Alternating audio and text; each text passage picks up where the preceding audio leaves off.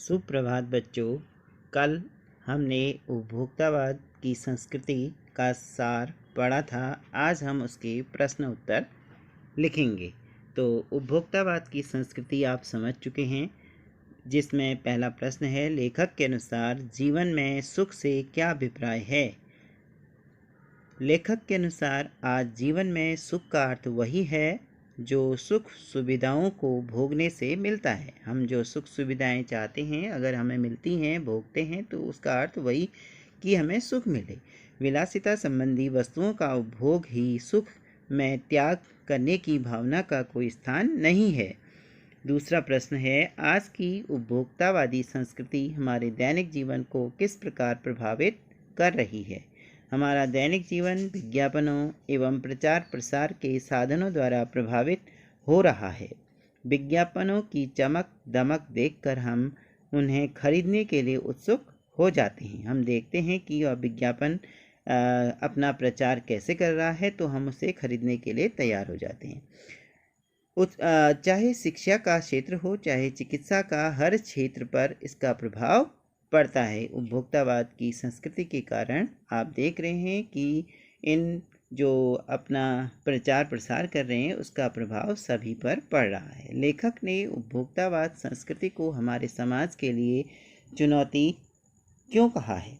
उपभोक्तावादी संस्कृति ने भारतीय संस्कृति की नींव हिलाकर रख दी है। यह संस्कृति हमारी संस्कृति को पूरी तरह नष्ट कर सकती है। उपभोक्तावाद की जो संस्कृति है, हमारी संस्कृति को पूरी तरह से नष्ट कर सकती है, इसलिए हमें सावधान रहने की आवश्यकता है। यह संस्कृति हमारे लिए सबसे बड़ी चुनौती है। आशय स्पष्ट कीजिए। आपको आशय स्पष्ट करना है, इसका मतलब बताना है। जाने अनजाने आज के माहौल में आपका चरित्र भी बदल रहा है। आप उत्पाद को समर्पित होते जा रहे हैं। वर्तमान समय में उपभोक्तावादी संस्कृति का प्रभाव मनुष्य पर बहुत गहरा पड़ा है।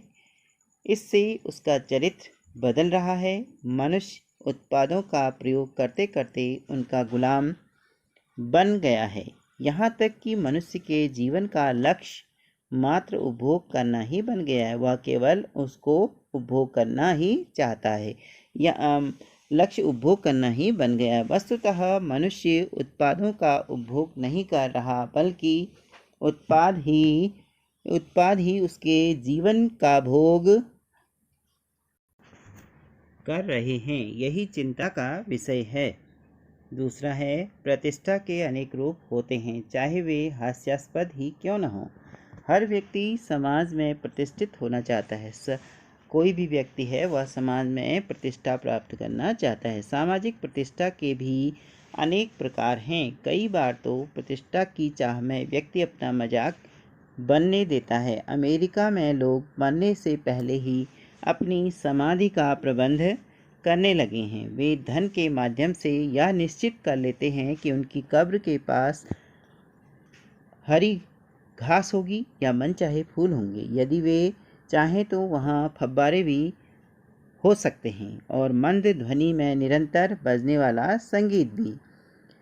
कोई वस्तु, अगला प्रश्न है, कोई वस्तु हमारे लिए उपयोगी हो या न हो, लेकिन टीवी पर विज्ञापन देखकर हम उसे खरीदने के लिए लालायित होते हैं, क्यों। टीवी पर दिखाए जाने वाले विज्ञापन बहुत आकर्षक और सम्मोहक होते हैं। वे सभी को अपनी ओर आकर्षित करते हैं। हम उनके आकर्षण के जाल में फंसकर वस्तुएं खरीदने के लिए लालायित हो जाते हैं। हम उनको खरीदने के लिए तत्पर हो जाते हैं। हमें ध्यान नहीं रहता कि यह वस्तु हमें वास्तव में चाहिए भी या नहीं, हमें उसकी आवश्यकता है भी या नहीं। हमें ऐसा लगने लगता है कि हमें हर चीज़ खरीदनी चाहिए। आपके अनुसार वस्तुओं को खरीदने का आधार वस्तु की गुणवत्ता होनी चाहिए या उसका विज्ञापन। तर्क देकर स्पष्ट करें। आप अपना तर्क देंगे। हमारे विचार से वस्तुओं को खरीदने का आधार वस्तु की गुणवत्ता होनी चाहिए। अधिकतर विज्ञापनों में आकर्षक लगने वाली वस्तुएं यथार्थ में बेकार निकलती हैं। गुणवत्ता वाली वस्तुएं बिना विज्ञापन भी हमारे लिए उपयोगी होंगी। तथा लोग उन्हें खरीदेंगे। हमें वस्तु के गुणों को ध्यान में रखकर उसे खरीदना चाहिए। तो उपभोक्तावाद की संस्कृति के क्या प्रभाव हैं, क्या होता है, ये आपने पढ़ लिया। इस पाठ को पढ़ने के बाद आज अपने होमवर्क में आप पाठ के आधार पर आज के उपभोक्तावादी युग में पनप रही दिखावे की संस्कृति पर विचार अपनी फेयर कॉपी में लिखेंगे ताकि आप अपने विचारों को बता सकें। धन्यवाद।